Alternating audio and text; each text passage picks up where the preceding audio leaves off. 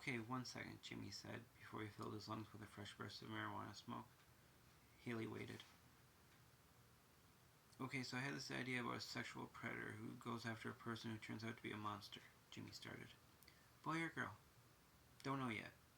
Girl, it adds to the contrast. What kind of monster? I don't want an extravagant monster, but I was thinking something dark and menacing. How about a demon? How about a demon in a little girl's body? Demon, little girl. I like that. What else you got?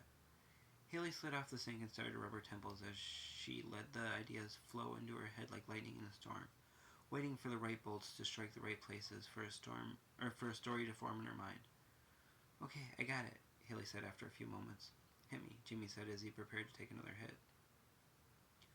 Okay, how about Hector, who has a background of violent sexual behavior and pedophilia? Jimmy thought about it and rubbed his chin. How about he gets out of a psych ward after his last crime and gets a job with his cousin? Okay, go on.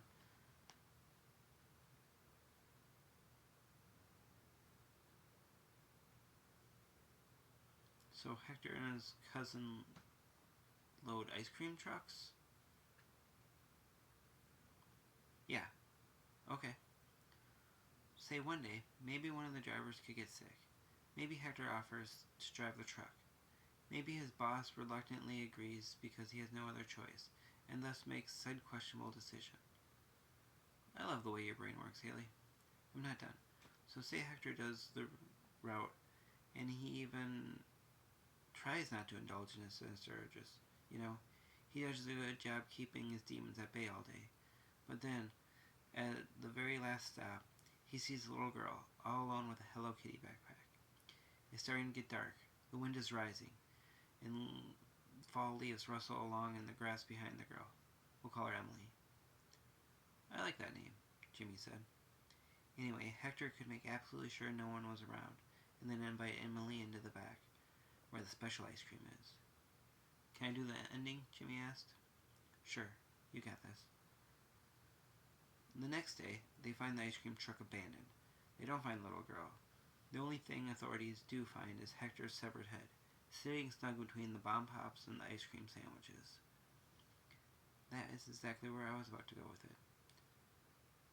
Well, I'm just gonna go bust out my computer and start typing, Jimmy said. He was about to get up when he looked back down at his lap and saw the razor blade. His tone changed to one of guilt and sadness. Sorry about all this, Haley. Life will always be hard. You just have to keep a high note in your heart. I know, it's just so lonely. I have a lot of love to give and no one to give it to. I have trust issues. I'm so addicted to pot that it has more say in my life than I do. And I feel my heart starting to fade. The worst part is, I honestly just don't care anymore. I know you still care, Jimmy. I know it deep down. You've just hit a low right now. Life will be better again soon. It always gets better. If you want anything more than that, you'll have to work for it. Hard work. That might involve giving up smoking. That might involve giving up me. But I can't give you up. Remember that time I was writing the story about those two African American brothers who drove their bikes into the fog and found the mysterious moving house where people didn't age? The house in the fog, I remember. Remember how right after the brothers meet all the other residents and the old man tricked and all the other residents that the old man tricked into staying with him, the old man tries to trick them too? Yeah, that was when you were trying to quit smoking so you could get a job with Morgan. Exactly. Remember when I tried to write the ending where the old man was really an alien collecting people, and he brought the two boys with him back to his planet where there were dinosaurs and giant robots and stuff? Sadly, yes, Hallie said with a smile. Does this story have a point? Yes, it does. You made me go back and change it so the boys just escape and end up in a different state a few days later when only hours had passed for them. Haley sighed. Your ending was much better, Haley. I'm completely lost without you. You're the only thing that has always been around and never rejected me. Being high, being with you, those are about the only two sure things I have in my life. What about your money, your fame? You gave them to me. I owe you everything. Everything I have right now will wash up if I can't continue to formulate new and actually good ideas. So what are you saying, Jimmy? I'm saying there's no point in trying for love anymore. I've been hurt too many times. I think I'm actually rather content staying here, where it's safe. Haley, you and Mary Jane are the only women I need in my life. So you're going to try and change and make yourself truly happy? So you're not going to try and change and make yourself truly happy?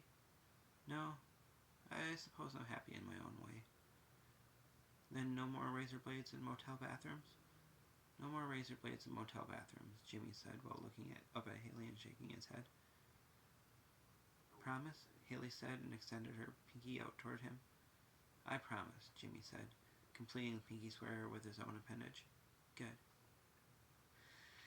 Jimmy picked up the old-fashioned barber's razor and set it on one of the shower shelves. He then grabbed his bowl, his weed, and his lighter before getting out of the bathtub. He handed the pipe and the weed to Haley. Will you pack this while I get my computer set up? Sure, Haley said. She sat down on the stiff sheets of the motel bed and pulled a decent-sized bud out of the sandwich baggie. Jimmy pulled his laptop out of its case and began to set it up on the motel desk next to his lamp. Haley's marijuana dress rustled as she leaned over and grabbed the channel guide so she could break up the weed a little before she put it into the bowl.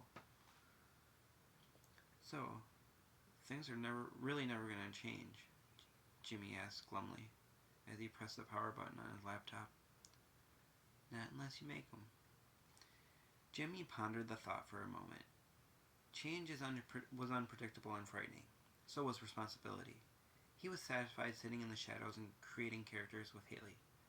His characters could be the ones to take the risks and live real and fulfilling lives. Jimmy was content with that. He had grown accustomed to living vicariously through his own characters. There was no real pain when bad things happened. Real life was full of pain, real limits, and real rules, while fantasy had endless possibilities, and dreams could truly become reality. Maybe someday things would change, though. Until that day. Haley, is the bowl ready?